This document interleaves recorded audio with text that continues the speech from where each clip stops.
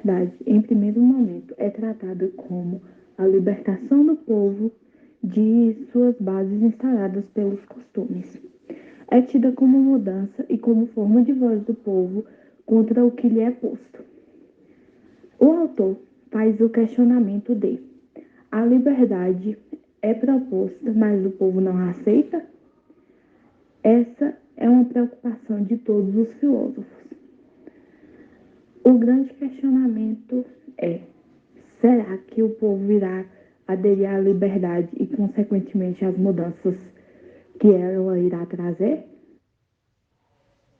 No tópico As bênçãos mistas da liberdade, o autor irá trazer respostas para os dois questionamentos feitos no início do capítulo. O primeiro questionamento foi: por que o povo não aceita a liberdade? E a resposta é: pois o povo tem medo de assumir as responsabilidades que vêm junto com a autonomia. Para entender o segundo questionamento, vamos precisar entender as teorias de Hobbes e Durkheim aliadas, que dizem que a sociedade sem normas não possui um bom funcionamento. Então, para o povo aderir à liberdade, é necessário abrir mão das normas, o que significa que as consequências serão drásticas.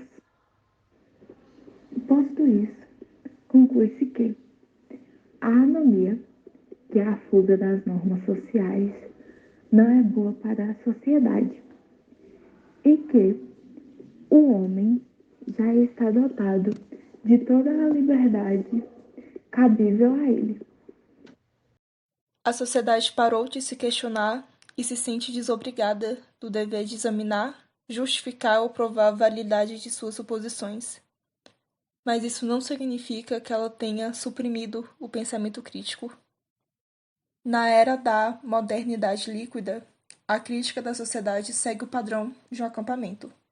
O lugar está aberto, os hóspedes vêm e vão sem prestar atenção no gerenciamento do local. Eles demandam melhorias, mas nunca assumem a responsabilidade pelo gerenciamento.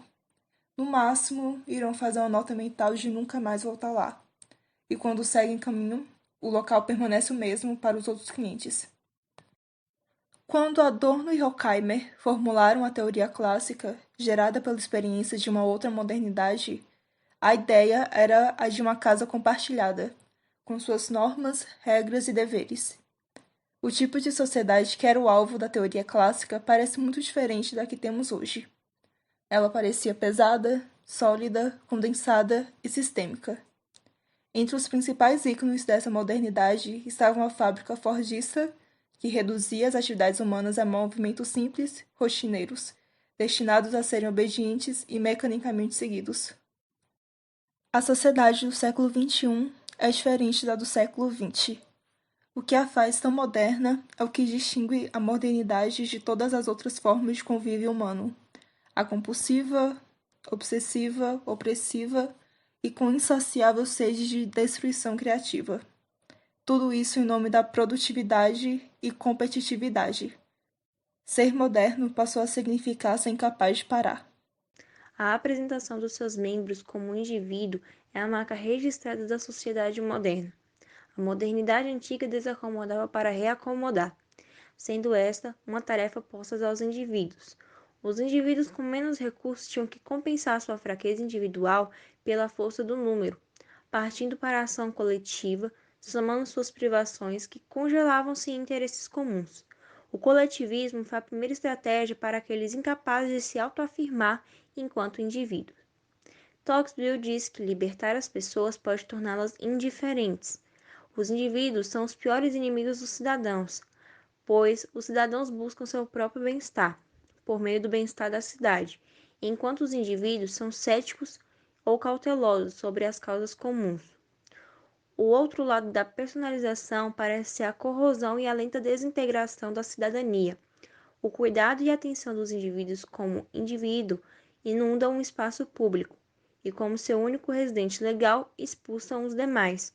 Portanto, o público é colonizado por particulares. Ser indivíduo significa ser o próprio responsável por suas atitudes, resultados e afins. Existe uma demanda por cabides individuais, onde o indivíduo possa pendurar coletivamente, ainda que por um breve período, seus temores individuais. Isso significa que ele pode dividir os seus problemas com outros indivíduos, onde os seus problemas privados serão levados para a linguagem das questões públicas e fazem com que soluções públicas sejam criadas para problemas privados. Hoje, a tarefa da teoria da crítica da sociedade nos indivíduos é defender o domínio público. Bauman começa esse tópico citando Theodor Adorno, um filósofo e sociólogo alemão, que afirma em um de seus livros, Dialética Negativa, que a necessidade de pensar é o que nos faz pensar. Bauman faz uma dura crítica a esse pensamento, dizendo que o livro escrito por Adorno não explica essa afirmação, e mais à frente afirma que o pensamento não precisa ser justificado e não poderia, mesmo se tentássemos. Diz ainda que o segredo de ser humano permanece ainda um segredo e que pensar nos faz humanos, mas é por sermos humanos que pensamos, e assim Bauman aponta esse paradoxo. Mais adiante, faz uma ligação entre visão e liberdade, dizendo que a visão é o começo da liberdade.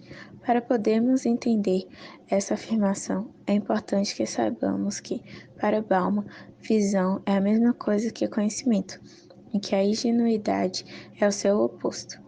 Bauman conclui sua linha de pensamento dizendo que a chegada da visão quase nunca é bem-vinda para aqueles que se acostumaram a viver sem ela, e que a ingenuidade faz com que até mesmo a condição mais turbulenta e traiçoeira pareça familiar e, portanto, segura. Bauman termina o tópico falando sobre o Estado, suas relações com os valores e a realidade da vida social. A crítica da política vida diz que o Estado não cumpre com suas obrigações. As pessoas ficam um pouco revoltadas e procuram formas de manifestarem essa indignação. Só que a forma que essas pessoas procuram de fazer isso só reforça ainda mais essa carência que possuem. O que precisa de fato é uma mudança real, pois muitas vezes as pessoas decidem travar velhas batalhas, usando os velhos argumentos, mesmos discursos, sempre na sua zona de conforto. O autor, por exemplo, cita os faraós do Antigo Egito, usando a ideia de que os faraós pararam de conseguir palha para seus escravos e começaram a dizer que a partir daquele momento os mesmos teriam que produzir a palha e que teriam que ter a mesma meta. Quando ele faz essa comparação, ele quer dizer que o Estado diminui a quantidade de palhas fornecidas para a população, coloca uma meta, e se não atingirmos essa meta, é culpa puramente nossa. O Estado não assume sua culpa e sim joga a culpa no povo.